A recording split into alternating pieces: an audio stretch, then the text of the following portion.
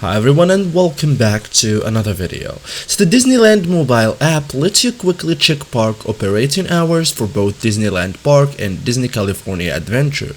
You can also view future dates, see opening and closing times, and across additional park information to help plan your visit. In this guide, I will show you step by step how to check park hours in the Disneyland mobile app, perfect for planning your Disneyland visit. So first thing, open the Disneyland mobile app, open the Disneyland application, sign into your Disney account if needed. Now you are ready to view park information.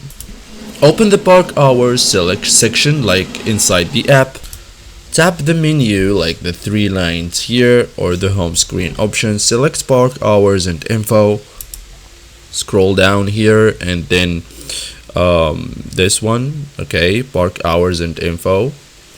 The app will display today's operating hours for both parks. So view today's park hours. You will see now Disneyland Park operating opening and closing time, Disney California Adventure opening and closing time, and additional park information for the day. So this helps you plan when to arrive and when the parks close. Then check future dates, like to view another date, tap the calendar or date selector, choose your preferred visit dates. The app will display the scheduled park hours for that date.